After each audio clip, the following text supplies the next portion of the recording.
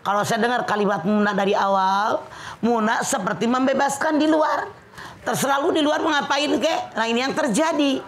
Tapi ternyata Muna nggak siap mental. Dengan kejadian suami Anda di luar. Punten, kenapa rem Muna yang blong? Dari awal kendalikan dengan nitipkan sama Allah. Iya. Pas saya pindah nggak batuk lagi, emang niat ngebatukin saya itu mah. Pak, kok ke sono ya? Pak. Salah, Pak. Kesini, Pak. Sini, Salah pulang deh. Sini. Bapak nyasar Salah kesini. pulang. Kenapa jadi kayak bis antar kota ya muter? Kaget ke situ nyasar tar, Pak. Pak Nuri. Masih banyak waktu, boleh dibuka pertanyaan sebanyak-banyaknya. Siapa yang mau nanya? Yang ini dulu silakan, Ibu berdiri, silakan. Mangga. Assalamualaikum warahmatullahi wabarakatuh. Waalaikumsalam warahmatullahi wabarakatuh. Saya Muna dari Al-Hidayah, pengajian Al-Hidayah, Kecamatan Surian, Kabupaten Sumedang. Tanya Mama yuk. Ayo. Begini mah, Naon Muna. saya tuh punya prinsip bahwa kalau suami ada di rumah adalah milik saya, milik keluarga saya. Tapi kalau di luar itu saya berusaha untuk tidak tahu apa yang dia kerjakan atau apa gitu. Terserah, ikhlas saja. Ikhlas lah ya. Yang penting mah rumah tangga saya baik-baik saja gitu. Pulang utuh. Pulang utuh. Kalau bekas gimana?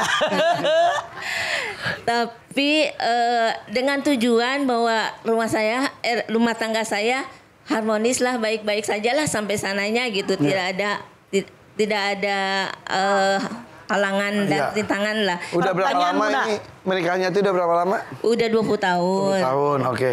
Tapi kenyataannya ternyata suami saya punya anak dari perempuan lain.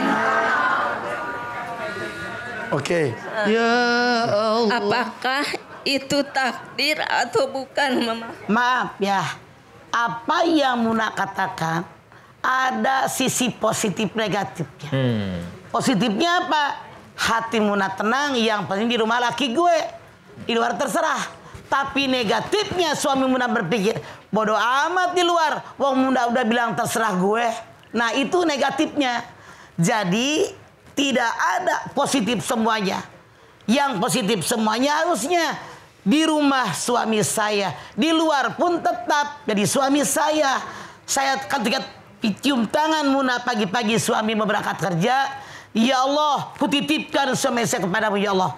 Jaga dia ya Allah, setia kepadanya, biar dia pun setia kepadaku, harusnya begitu. Jadi kalau yang Muna katakan tadi emang ada positif negatifnya. Positifnya hati Muna tenang di rumah. Negatifnya suaminya, kecuali dalam tanda kutip. Kalau suami Muna orang yang benar-benar beriman, menyadari punya istri itu, tapi survei membuktikan tetot. Ternyata masa Allah ini yang terjadi. Jadi sekali lagi artinya maaf, jangan marah. Kebablasan Muna. Ya. Di luar terserah mau ngapain kek, itu dia. Ya. Nggak ada rem. Suaminya pun tidak menghargai kebebasan yang diberikan oleh Betul. istri. Karena dia merasa bini gue udah ngomong begitu. Emang ketawanya gimana? Tiba-tiba sudah punya anaknya gimana?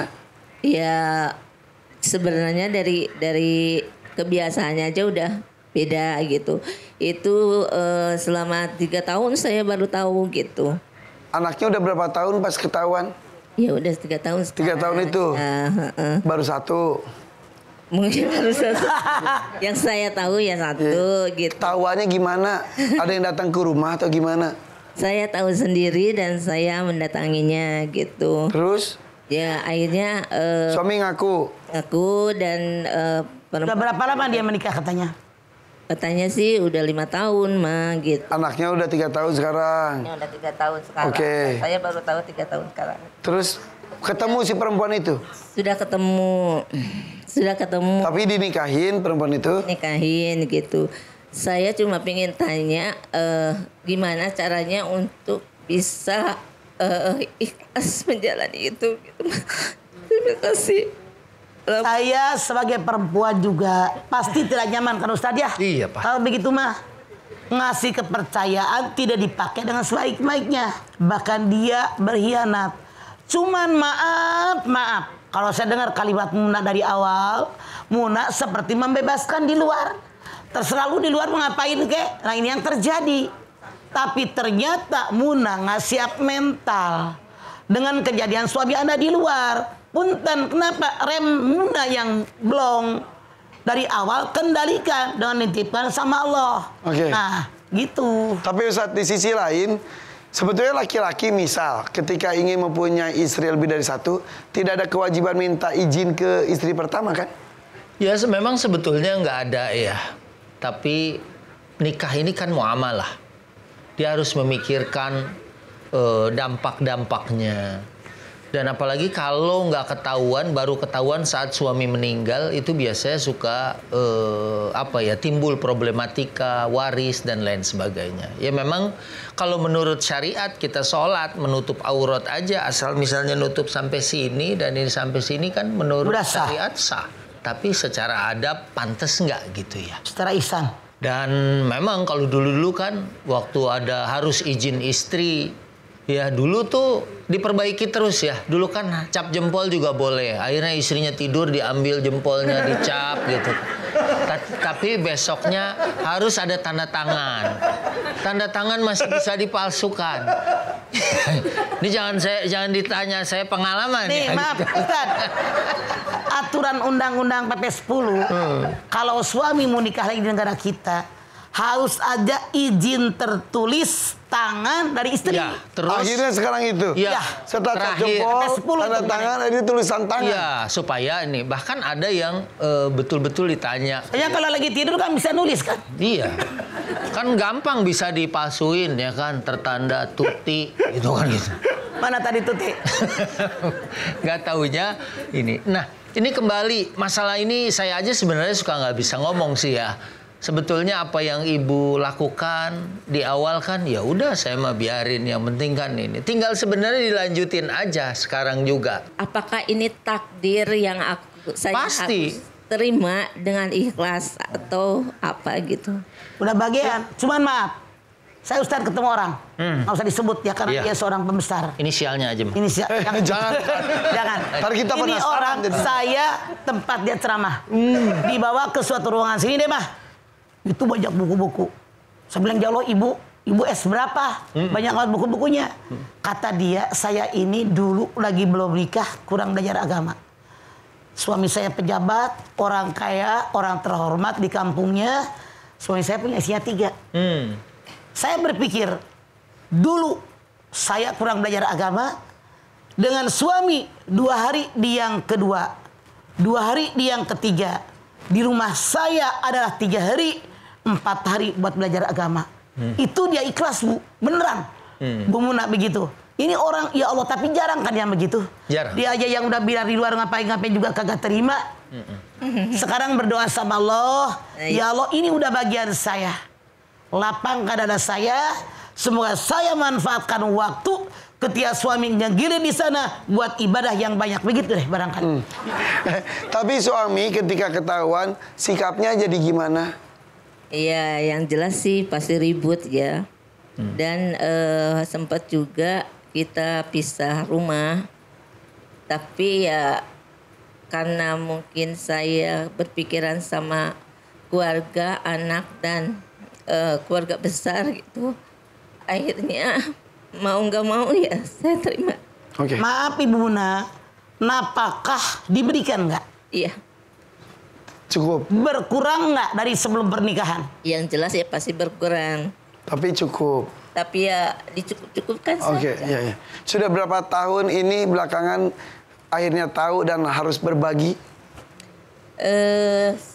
Setahun setengah ya. Setahun setengah ini. Iya. Cukup berat tapi mulai terbiasa. Cukup berat. Tapi ya saya ingin dibiasain aja, mudah-mudahan ada jalan keluarnya. Berapa hari di sana, berapa hari di sini?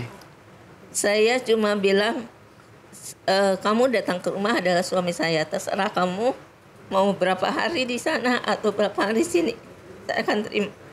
Kalau Anda bicara begitu, jangan kau sesali keputusan Anda. Ya. Biarkan dia ngapain ngomong, boleh ke sana, boleh ke sini. Kalau Anda masih sedih, artinya Anda muna.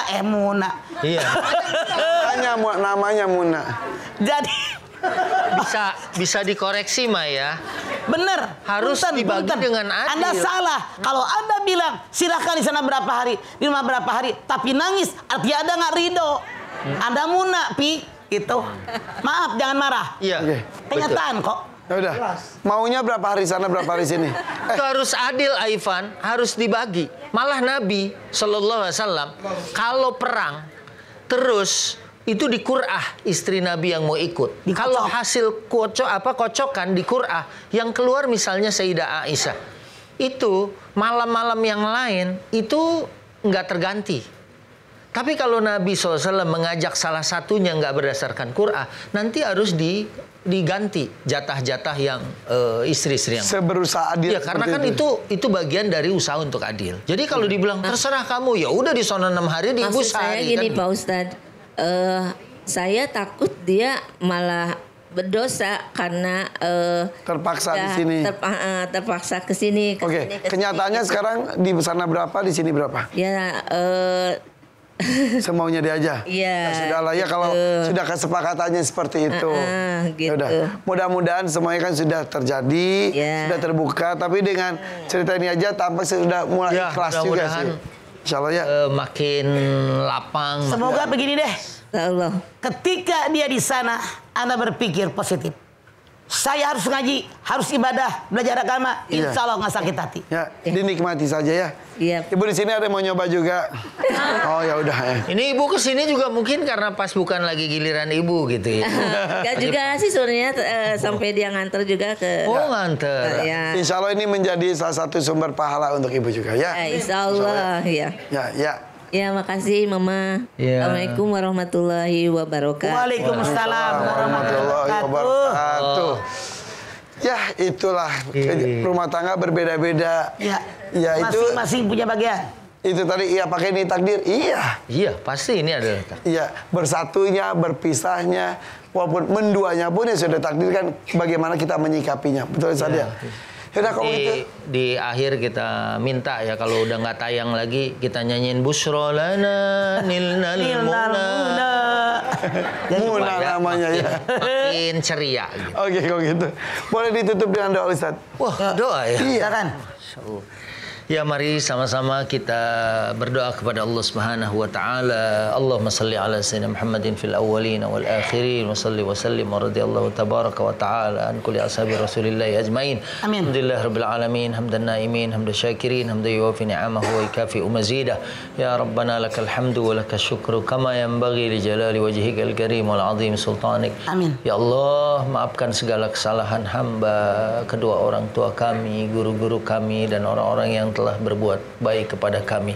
Ya Allah, sehatkanlah Mamah Dede, sehatkanlah semua guru-guru kami, sehatkanlah orang-orang yang menginginkan kebaikan buat kami, membagikan ilmunya kepada kami. Dan mudah-mudahan kesehatan para guru akan terus menjadi pelita dan cahaya buat kami untuk terus menuntut ilmu dan menjadi jalan supaya kami paham tentang takdir, supaya kami mengerti tentang agama, supaya kami jadi orang-orang yang ikhlas menerima karena Allah Subhanahu wa taala tidak bisa dibatasi kehendaknya oleh hamba yang lemah, yang dhaif ini. Kami hanya meminta mudah-mudahan takdir yang terbaik dan selalu yang kami dengan lapang bisa menerimanya. Kalau sesuatu itu berat dan menyesakkan hati, mudah-mudahan Allah melonggarkannya dan memberikan kemudahan buat kami. Kami yakin Allah tidak membebani kami dengan sesuatu kecuali kami sanggup memikulnya. Dialah penolong kami, dialah yang memberikan kebaikan dalam kehidupan kami. Ya Allah, mudah-mudahan keikhlasan kami mendatangkan kebaikan pada masa yang akan datang, ya Allah. Amin. Al-Qadim saufa ajmal bihaulillah, yang akan datang insya Allah lebih baik. dengan kekuatan, kekuasaan dan izin Allah. Amin. Ya Allah, takdirkan kami selalu yang terbaik dan anugerahkan ikhlas dalam hati kami untuk menerimanya. Rabbana atina fid dunya hasanah wa fil akhirati hasanah wa qina adzabannar walhamdulillahirabbil alamin. Amin ya Rabbal alamin. Mudah-mudahan kita selalu ikhlas dengan apapun yang terjadi di kehidupan kita. Amin. Mama terima kasih, Ustadz, teman-teman dari Anabawi juga terima kasih, Ibu, Bapak dan juga pemirsa rumah, izinkan kami insya Allah besok akan hadir lagi dengan tema yang lainnya. Saya Irfan Hakim pamit. Wassalamualaikum warahmatullahi wabarakatuh. Waalaikumsalam warahmatullahi wabarakatuh.